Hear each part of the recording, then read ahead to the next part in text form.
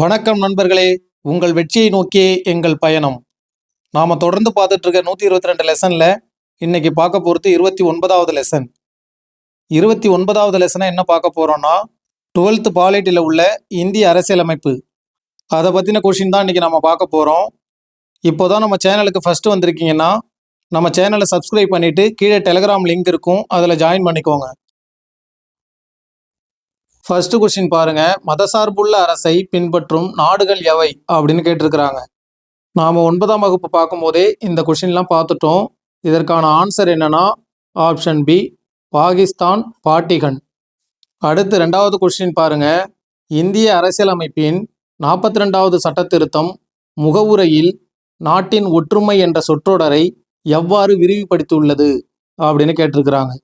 எவ்வாறுனா option A, நாட்டின் ஒற்றுமை மற்றும் ஒருமைப்பாடு. 3வது கொஸ்டின் பாருங்க, முன்னாள் பிரதமர் இந்திரா காந்தி தேசிய அவசர நிலை காலத்தில் எந்த சட்ட திருத்தத்தை கொண்டு வந்தார் அப்படின்னு கேட்டிருக்கிறாங்க. ஆப்ஷன் டி, 42வது சட்ட திருத்தம் தான். இது எப்போ கொண்டு வரப்பட்டதுன்னா 1976ல். நாம் அந்த மாதிரியான கொஸ்டினை பல முறை பார்த்துட்டோம். அடுத்து 4வது கொஸ்டின் பாருங்க, அரசமைப்பு நிர்ணய சபை உறுப்பினர்களை எம்முறை வாக்கெடுப்பின் மூலம் தேர்ந்தெடுக்கப்பட்டனர் அப்படின்னு கேட்டிருக்கிறாங்க. அரசமைப்பு நிர்ணய சபை உறுப்பினர்களை ஆப்ஷன் ஏ, மறைமுக வாக்கெடுப்பின் மூலம் தான் தேர்ந்தெடுக்கப்பட்டிருப்பாங்க. அடுத்து 5வது கொஸ்டின் பாருங்க, முடிவுகளை எடுக்கக்கூடிய உச்ச அமைப்பு மற்றும் மக்களாட்சியின் அடையாளமாக திகழ்வது எதுனா ஆப்ஷன் ஏ, நாடாளுமன்றம் தான். அடுத்து 6வது கொஸ்டின் பாருங்க, உச்ச நீதிமன்றம் மற்றும் உயர் நீதிமன்றங்களின் நீதிபதிகளை பதவி நீக்கம் செய்யும் முறையை எவ்வாறு அழைக்கப்படுகிறது அப்படின்னு கேட்டிருக்கிறாங்க. எவ்வாறுனா ஆப்ஷன் சி, பழிச்சாட்டுதல். அடுத்து 7வது கொஸ்டின் பாருங்க, தவறான கூற்றை தேர்ந்தெடு அப்படின்னு கொடுத்துருக்குறாங்க. ஆப்ஷன் ஏ பாருங்க, அரசமைப்பு நிர்ணய சபையின் தற்காலிக தலைவர் சச்சிதானந்த சின்ஹா. இது நமக்கு சரிதான். அடுத்து ஆப்ஷன் பி பாருங்க, பாகிஸ்தான் பிரிவினைக்கு பின்னர் மீதமுள்ள இந்தியாவுக்கான அரசமைப்பு நிர்ணய சபை ஆகஸ்ட் 14, 1947 அன்று கூடியது அப்படின்னு கொடுத்துருக்குறாங்க. இதுவும் நமக்கு சரிதான். அடுத்து அரசமைப்பு நிர்ணய சபையின் முதல் கூட்டம் டிசம்பர் 9, 1941 அன்று நடைபெற்றது. இதுவும் நமக்கு சரி. அடுத்து லாஸ்ட் ஆப்ஷன் டி பாருங்க, அரசமைப்பு நிர்ணய சபை ஏற்றுக்கொள்ளப்பட்ட போது கையெழுத்திட்ட உறுப்பினர்களின் எண்ணிக்கை 286 அப்படின்னு கொடுத்துருக்குறாங்க. இதுதான் நமக்கு தவறு. ஏன் தவறுனா 276 உறுப்பினர்கள் கிடையாது, 284. இதற்கான ஆன்சர் என்னன்னா ஆப்ஷன் டி. அடுத்து 8வது கொஸ்டின் பாருங்க, நாடாளுமன்றத்தின் முதல் கூட்டத்தொடரின் தொடக்கத்தில் சிறப்பு உரையை நிகழ்த்துபவர் யார் அப்படின்னு கேட்டிருக்கிறாங்க. யார்னா ஆப்ஷன் பி, குடியரசுத் தலைவர் அவர்கள் தான். அடுத்து 9வது கொஸ்டின் பாருங்க, எந்த குழு முன்மொழிந்த திட்டத்தின் அடிப்படையில் அரசியலமைப்பு நிர்ணய சபை உறுப்பினர்கள் வரிசை அமைந்தது அப்படின்னு கேட்டிருக்கிறாங்க. ஆப்ஷன் சி, கேபினட் மிஷன் என்ற பிரித்தானிய அமைச்சரவை குழு தான். அடுத்து 10வது கொஸ்டின் பாருங்க, டாக்டர் சச்சிதானந்த சின்ஹாவை தற்காலிக தலைவராக தலைமையேற்று நடத்தும்படி கேட்டுக்கொண்டவர் யார் அப்படின்னு கேட்டிருக்கிறாங்க. யார் அவரை தற்காலிக தலைவராக தலைமையேற்று நடத்தும்படி கேட்டுக்கொண்டார்னா ஆப்ஷன் ஏ, ஜே.பி. கிருபாலினி அவர்கள் தான். அடுத்து 11வது கொஸ்டின் பாருங்க, கீழ்கண்டவை எங்கிருந்து எடுக்கப்பட்டது அப்படின்னு கொடுத்துருக்குறாங்க. கூட்டாட்சி விதிகள், ஆளுநர் பதவி, நீதித்துறை, பொது தேர்வாணையங்கள், நெருக்கடி கால விதிகள், நிர்வாக விவரங்கள், இதெல்லாம் எங்கிருந்து எடுக்கப்பட்டதுன்னா ஆப்ஷன் சி, 1935 சட்டத்திலிருந்து தான். அடுத்து 12வது கொஸ்டின் பாருங்க, அரசமைப்பு நிர்ணய சபையின் இறுதி நிகழ்வான அரசமைப்பிற்கு விவாதங்களின் தொகுப்பு மற்றும் தொகுதிகள் எவை அப்படின்னு கேட்டிருக்கிறாங்க. ஆப்ஷன் சி, ஏ மற்றும் சி. அதாவது டிசம்பர் 1946 முதல் ஜனவரி 24, 1950 வரை. எத்தனை தொகுதிகளானா 12 தொகுதிகளா. அடுத்து 13வது கொஸ்டின் பாருங்க, பொறுத்துக. இந்த கொஸ்டின்ல டைப்பிங் மிஸ்டேக் ஆயிருக்கு, இதை ஜெர்மனி அடிச்சிருங்க. அடிப்படை உரிமைகள் அப்படிங்கிறது அமெரிக்காவிலிருந்து எடுக்கப்பட்டது.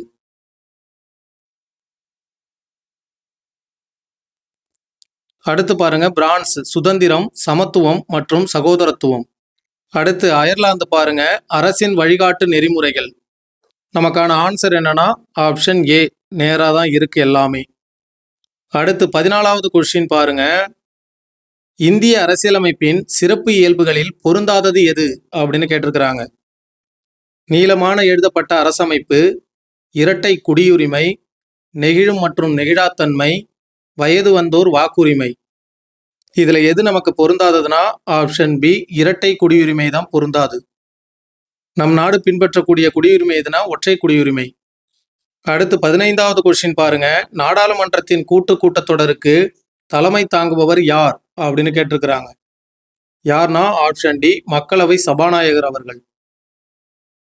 சபாநாயகர் இந்த நாட்டின் சுதந்திரம் மற்றும் விடுதலையின் சின்னமாக திகழ்கிறார் அப்படின்னு சொன்னவர் யார்னா ஆப்ஷன் சி, ஜவஹர்லால் நேரு அவர்கள் தான். அடுத்து 17வது கொஸ்டின் பாருங்க, வணிகம், வர்த்தக சுதந்திரம், நாடாளுமன்ற ஈரவையின் கூட்டம் போன்றவை எந்த நாட்டிலிருந்து எடுக்கப்பட்டது அப்படின்னு கேட்டிருக்கிறாங்க.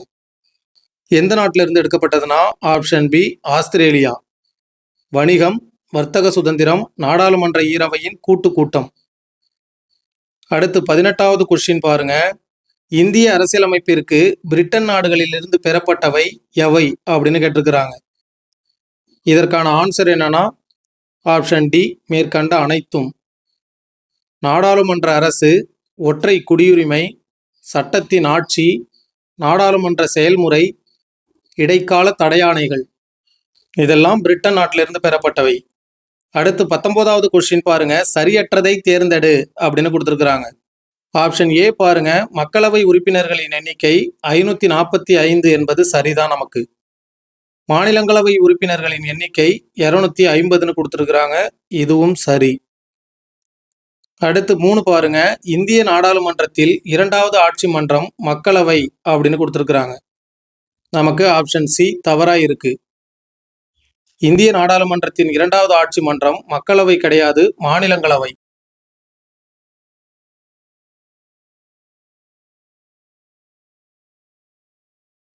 அடுத்து ஆப்ஷன் டி பாருங்க, மாநிலங்களவையின் தலைவர் துணை குடியரசுத் தலைவர் அப்படின்னு கொடுத்துருக்குறாங்க. இது நமக்கு சரி. அதே மாதிரி நாடாளுமன்றத்தின் நிரந்தர அவை எதுன்னு கேட்டாலும் மாநிலங்களவை தான். அடுத்து 20வது கொஸ்டின் பாருங்க, மாநிலங்களவையின் அலுவல் வழி தலைவராக செயல்படுபவர் யார் அப்படின்னு கேட்டிருக்கிறாங்க. யார்னா ஆப்ஷன் டி, துணை குடியரசுத் தலைவர் அவர்கள். 21 பாருங்க, அடிப்படை கடமைகள் முகப்புரையில் சேர்க்கப்பட்டுள்ள, அதாவது சமூக, பொருளாதார, அரசியல், நீதியின் மாண்புகள் போன்றவற்றை எந்த நாட்டில் இருந்து எடுத்தாளப்பட்டது அப்படின்னு கேட்டிருக்கிறாங்க. ஆப்ஷன் ஏ, சோவியத் யூனியன், அதாவது ரஷ்யா. அடுத்து 22வது கொஸ்டின் பாருங்க, ஐக்கிய அமெரிக்க நாட்டில் மாநில குழு உறுப்பினர்கள் எவ்வாறு அழைக்கப்படுகின்றனர் அப்படின்னு கேட்டிருக்கிறாங்க. ஆப்ஷன் பி, செனட்டர்கள் அப்படின்னு அழைக்கப்படுறாங்க. அடுத்து 23வது கொஸ்டின் பாருங்க, மக்களவையில் மத்திய உள்துறை அமைச்சர்கள் எந்த ஆண்டு குடியுரிமை சட்ட முன்வரைவை அறிமுகம் செய்தார்கள் அப்படின்னு கேட்டிருக்கிறாங்க. ஆப்ஷன் பி, 2015 பிப்ரவரி 27. அடுத்து 24வது கொஸ்டின் பாருங்க, நெருக்கடி நிலை காலங்களில் நடைமுறையில் இருக்கும் அடிப்படை உரிமைகள் எவை அப்படின்னு கேட்டிருக்கிறாங்க. இதற்கான ஆன்சர் என்னன்னா ஆப்ஷன் டி, ஏ மற்றும் பி, சரத்து 20 மற்றும் சரத்து 21. அடுத்து 25வது கொஸ்டின் பாருங்க, இந்தியாவில் தொடர்ந்து குடியிருந்தாலோ அல்லது அரசு பணியில் 12 மாதங்கள் இருந்தாலோ ஒரு நபர் இந்திய குடியுரிமை கோரி விண்ணப்பிக்கும் முறை எது அப்படின்னு கேட்டிருக்கிறாங்க. ஆப்ஷன் பி, பதிவு அல்லது இயல்புரிமை மூலம். 26வது கொஸ்டின் பாருங்க, மத்திய அரசிடம் குறைந்த அளவிலான அதிகாரம் மட்டுமே இருக்க வேண்டும் என்று விரும்பிய கிராம தலைவர்கள், உறுப்பினர்கள் கிராமங்களில் தாமே ஆட்சி செய்து கொள்ள வேண்டும் என்று கூறியவர் யார் அப்படின்னு கேட்டிருக்கிறாங்க. யார்னா ஆப்ஷன் ஏ, மகாத்மா காந்தி அவர்கள் தான். அடுத்து 27வது கொஸ்டின் பாருங்க, கிராமம் என்பது வகுப்புவாதம், சாதி அமைப்பு போன்ற கொடுமையான யதார்த்தத்தை கொண்டுள்ளன. இதனால் சிறுபான்மையினர் புறக்கணிக்கப்படும் நிலை உருவாகும் என்று கூறியவர் யார் அப்படின்னு கேட்டிருக்கிறாங்க.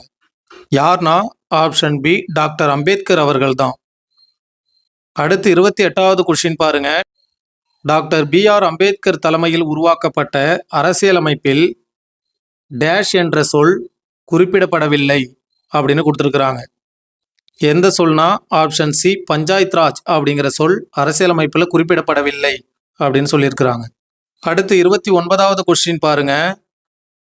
6 முதல் 14 வயது வரையான அனைத்து சிறார்களுக்கும் இலவச கட்டாய கல்வி வழங்குவதை அடிப்படை உரிமையாக மாற்றிய சட்ட திருத்தம் எது அப்படின்னு கேட்டிருக்கிறாங்க. எந்த சட்ட திருத்தம்னா ஆப்ஷன் பி 82வது சட்ட திருத்தம் 2002 கொண்டு வந்தது. இதுதான் விதி 21A சேர்க்கப்பட்டிருக்கும்.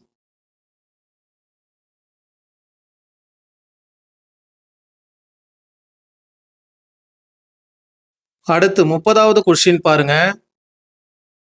இந்தியாவில் வாழும் கடைகோடி ஏழை கூட இது தனது நாடு என்று உணரும் நிலையை உருவாக்கி அதில் அவரது குரல் வலுவாக உயரும் வகையில் வளமையான இந்தியாவை உருவாக்க நான் பாடுபடுவேன் என்று கூறியவர் யார் அப்படின்னு கேட்டிருக்கிறாங்க. யார்னா option A doctor B R. Ambedkar அவர்கள். அடுத்து 31வது கொஸ்டின் பாருங்க. மக்களிடம் எந்த அளவுக்கு அதிகாரம் இருக்கிறதோ அந்த அளவுக்கு இது மக்களுக்கு சிறந்த பயனளிக்கும் என்று கூறியவர் யார்? யார்னா மகாத்மா காந்தி அவர்கள்தான். 32 பாருங்க. கிராம சுயராஜ்யம் என்ற எனது கருத்து அருகாமையில் வாழ்வோரின் முக்கிய விருப்பங்களுக்கான சுதந்திரம் மற்றும் இதர சார்பு தேவைப்படுவதால் சார்பு தன்மையும் கொண்ட முழுமையான குடியரசு கொண்டதாகும் என கூறியவர் யார்? இவரும் மகாத்மா காந்தி அவர்கள்தான்.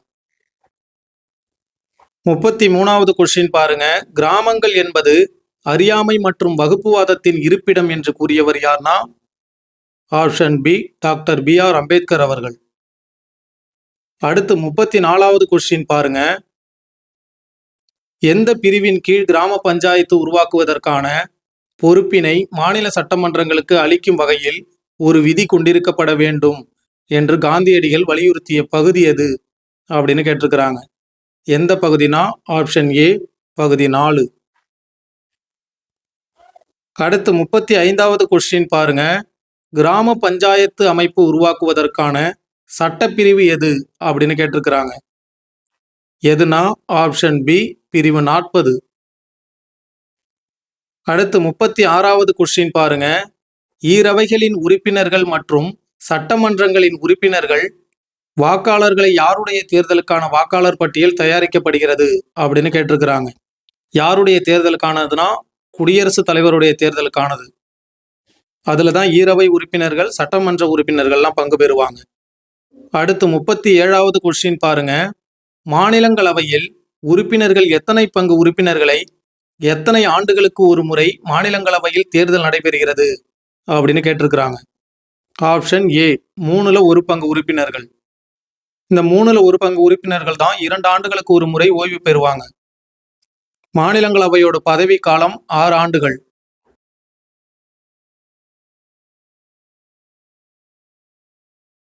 இதுல குடியரசுத் தலைவரால 12 உறுப்பினர்கள் நியமனம் செய்யப்படுவார்கள்.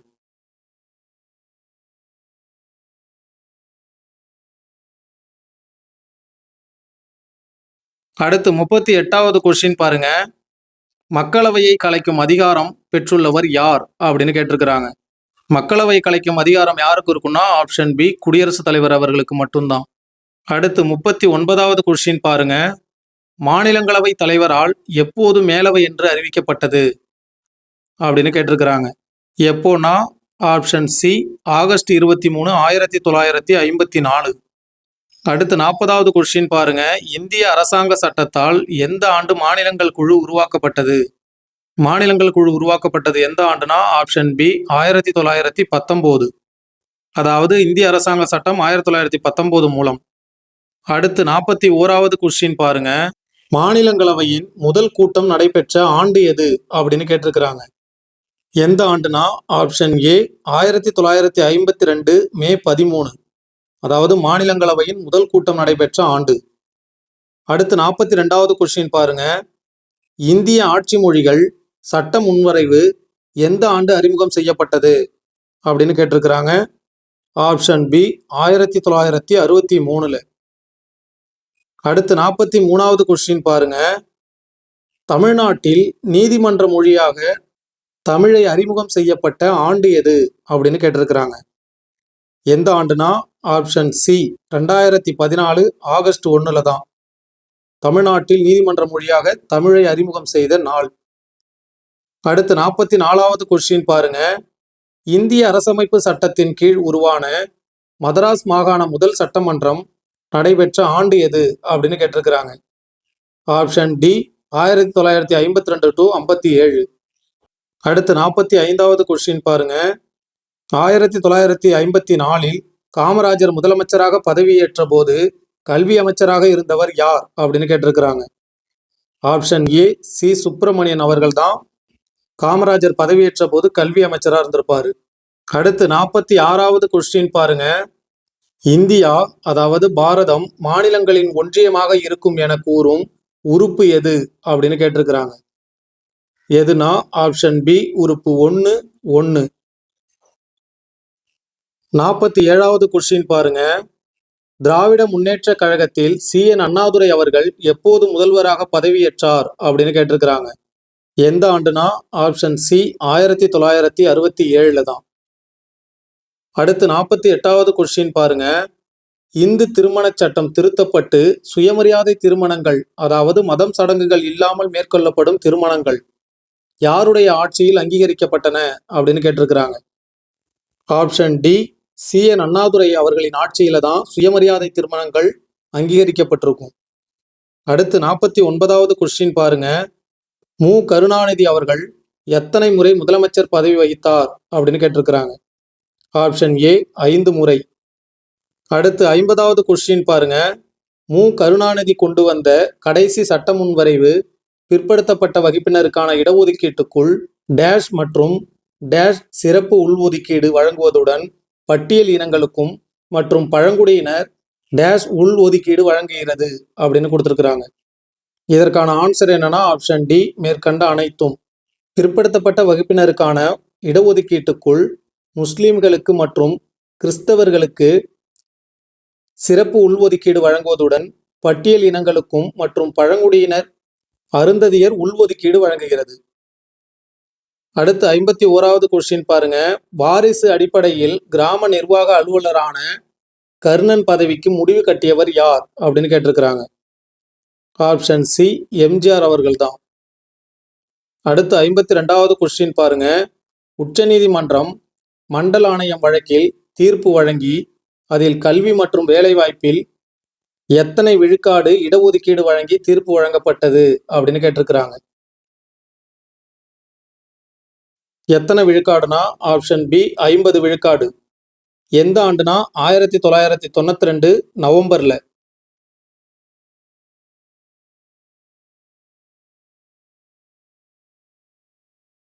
அடுத்து 53வது கொஸ்டின் பாருங்க. சட்டமன்றத்தில் முதல் கூட்டத்தொடர் முதல் பொது தேர்தலை தொடர்ந்து தொடங்கப்பட்ட ஆண்டு மற்றும் நாள் எது அப்படின்னு கேட்டிருக்கிறாங்க. ஆப்ஷன் ஏ 1952 மே 3. அடுத்து 54வது கொஸ்டின் பாருங்க. முதன் முறையாக எந்த ஆண்டு எதிர்க்கட்சி உறுப்பினர் ஒருவரே பொதுக்கணக்கு குழு தலைவராக மக்களவைத் தலைவரால் நியமிக்கப்பட்டார் அப்படின்னு கேட்டிருக்கிறாங்க. Option B 1967-68. அப்போதான் எதிர்க்கட்சி உறுப்பினர் ஒருவரை பொதுக்கணக்கு குழு தலைவரா மக்களவைத் தலைவரால் நியமிக்கப்பட்டிருப்பார். அடுத்து 55வது கொஸ்டின் பாருங்க. மூன்றாம் பாலினத்தவர் உரிமைகள் சட்ட முன்வரைவு யாரால் கொண்டு வரப்பட்ட தனிநபர் சட்ட முன்வரைவு அப்படின்னு கேட்டிருக்கிறாங்க. ஆப்ஷன் சி திருச்சி சிவா அவர்களால் கொண்டு வரப்பட்டது. அடுத்து 56 பாருங்க. எந்த சட்ட முன்வரைவு 45 ஆண்டுகளுக்கு பின் மேலவையில் நிறைவேற்றப்பட்ட தனிநபர் சட்ட முன்வரைவு என்ற வரலாற்று முக்கியத்துவம் பெறுகிறது அப்படின்னு கேட்டிருக்கிறாங்க. எந்த சட்ட முன்வரைவுனா ஆப்ஷன் டி மூன்றாம் பாலின நபர்கள் சட்ட முன்வரைவு. அடுத்து 57வது கொஸ்டின் பாருங்க. மூன்றாம் பாலின நபர்கள் குறித்த கூற்றுகளில் சரியானதை தேர்ந்தெடு அப்படின்னு கொடுத்துருக்குறாங்க. மூன்றாம் பாலின நபர்களின் உரிமைகள் சட்ட முன்வரைவு அறிமுகம் எப்போனா 2014. மூன்றாம் பாலின சட்ட முன்வரைவு மேலவையில் நிறைவேற்றிய ஆண்டு எதுனா 2015 ஏப்ரல் 24. மூன்றாம் பாலின மக்களவை அறிமுகம் பிப்ரவரி 26, 2016. இதற்கான ஆன்சர் என்னன்னா ஆப்ஷன் டி மேற்கண்ட அனைத்தும். அடுத்து 58வது கொஸ்டின் பாருங்க. இந்திய அரசியலமைப்பின் முதன்மை வரைவாளர் டாக்டர் BR அம்பேத்கர் எந்த உறுப்பின் வரைவை எழுத மறுத்தார் அப்படின்னு கேட்டிருக்கிறாங்க. ஆப்ஷன் ஏ 370 தான் எழுத மறுத்திருப்பாரு. இந்த விதி ஜம்மு காஷ்மீருக்கு சிறப்பு அந்தஸ்து வழங்கக்கூடிய விதி. இது இப்போ கிடையாது. ஆனா இதை யார் எழுதியிருப்பான்னா கோபால் சாமி அவர்கள் எழுதியிருப்பார்.